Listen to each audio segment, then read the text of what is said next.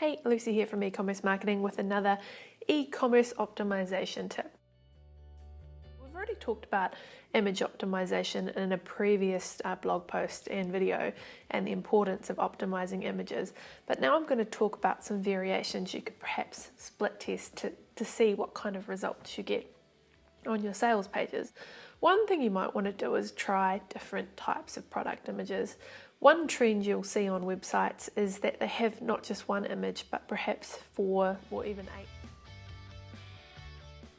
8 images. And this is basically to replicate the type of experience you would have in a shop. If you picked up a pair of shoes or a box of hair dye, you would want to read what's on the labels. You will want to pick it up and have a decent look at it. So what you'll see is a trend that there are more product images on a site, that you can scroll and zoom, and also that they're a lot bigger. And this is just replicating the in-store experience. So my recommendation is add more product shots so people can really delve into that product and learn a bit more about it.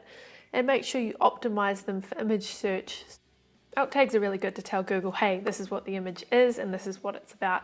Sort of more or less like a meta keyword for an image. It's also really important to name your images correctly.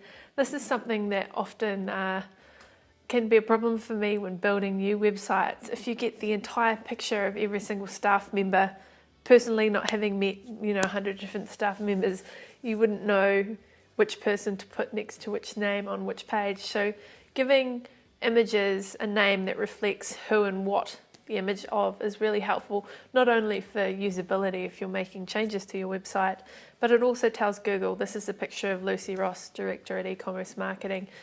So it's a good way of making sure that your images translate not only into your web page, but also image search. Because as we know, Google has all of those tabs across the top of the web page for a reason. We can search via image, we can search via video, we can search for articles, blogs and news, because this is how people are consuming this media. And Google recognizes that, so it gives us a stream for each. And we need to think about that as business owners. How are we going to dominate each of these different channels? And the key is multiple media. That's my search engine optimization and e-commerce optimization tip. This is Lucy from e-commerce marketing. Be sure to sign up to the newsletter for more tips and tricks like this. And if you need help optimizing your e-commerce website or service seller's website, be sure to get in touch using the contact page.